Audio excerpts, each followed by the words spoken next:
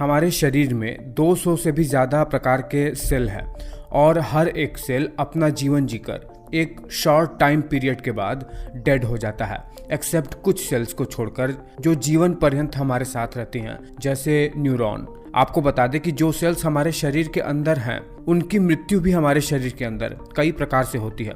कुछ नेचुरल तरीके से मर जाते हैं, कुछ शरीर के अंदरूनी एनवायरनमेंट की गड़बड़ी की वजह से मर जाते हैं, कुछ चोट लगने या इंजरी की वजह से, तो कुछ टिश्यू में अपने खुद के सेल ही एक दूसरे को खा जाते हैं। बड़ा ही इंटरेस्टिंग टॉपिक है ये कि सेल की मृत्यु आखिर होती कैसे है। चलिए जानते हैं बिना देर लगाए। देखिए, सेल की मृत्यु शरीर के अंदर 4 प्रकार से हो सकती है। पहले प्रकार की मृत्यु सेल में वो जिसमें सेल खुद ही सुसाइड कर लेता है, जिससे कहते हैं एपोप्टोसिस। एक प्रकार की मृत्यु वो जिसमें सेल का मर्डर हो जाता है, जिसे कहते हैं नेक्रोसिस। जब सेल को जीवन यापन करने के लिए कोई भी न्यूट्रिशन नहीं मिलता है तो फिर सेल अपने अंदर के ही ऑर्गेनेल को खाने लगती है, जिसे कहते हैं ऑटोफेजी। ये तीसरे प्रकार का सेल डेथ होता है। और एक प्रकार का सेल डेथ वो जिसमें सिमिलर टिश्यू के ही सेल्स आपस में एक दूसरे को खाने लगते हैं, जिसे एंटोसिस कहते हैं। ये चौथे प्रकार का। अब देखो, पहले प्रकार का जो सेल डेथ होता है वो होता है एपोप्टोसिस। इसमें क्या होता है,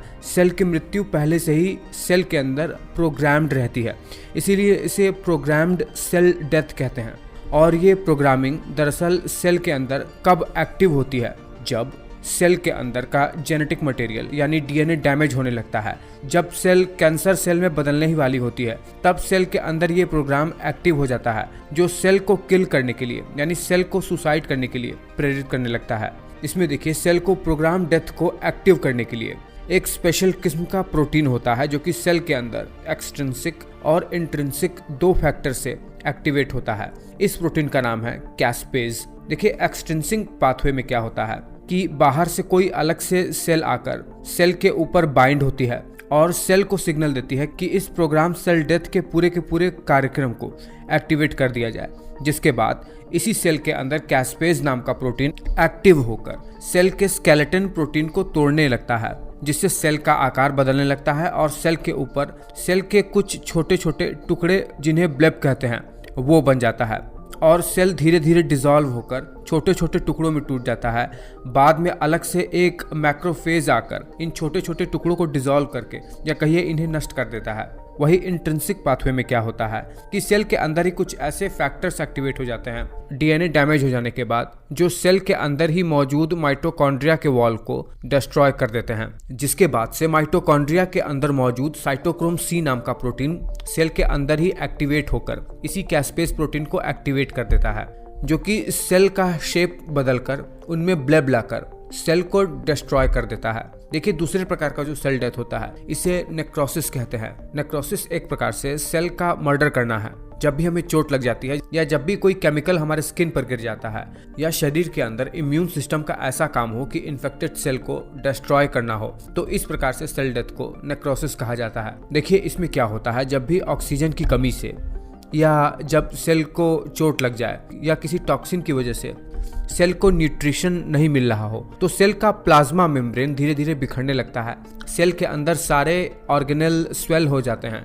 यानी सूज जाते हैं और सेल के अंदर लाइसोसोम का कंटेंट भी अब अपने मेम्ब्रेन से बाहर की ओर निकल जाता है और सेल के सभी ऑर्गेनेल को डिसॉल्व करना शुरू कर देता है।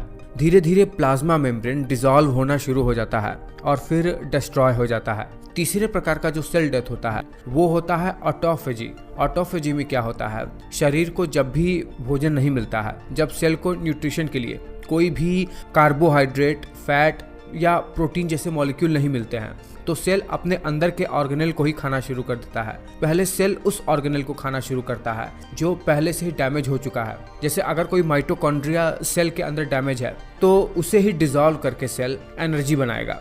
ऐसा करते करते सेल अपने सारे वेस्ट मटेरियल को डिग्रेड करके ईट कर लेता है और ऐसा होता है कि सेल पूरी तरीके से डिग्रेड होकर शरीर में एनर्जी सोर्स का काम करने लगता है।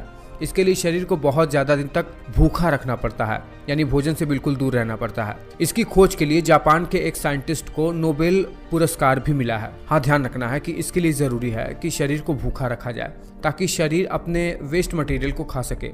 जो खराब ऑर्गेनेल हो गए या खराब सेल उन्हें ईट कर सके। चौथे प्रकार का जो सेल डेथ है एंटोसिस, इसमें क्या होता है, जब कोई सेल के एक्स्ट्रा सेलुलर मैट्रिक्स से अलग हो जाती है तो उसी टिश्यू का एक सेल उस सेल के साइटोप्लाज्म पर इन्वेट करके उसे एनगल्फ कर लेता है, यानी उसे खा लेता है। ये चौथे प्रकार से सेल का डेथ होना हुआ। तो ये वीडियो आपको कैसा लगा मुझे नीचे कमेंट करके ज़रूर बताइए। क्या सेल डेथ आपको पूरी तरीके से क्लियर हो गया या नहीं।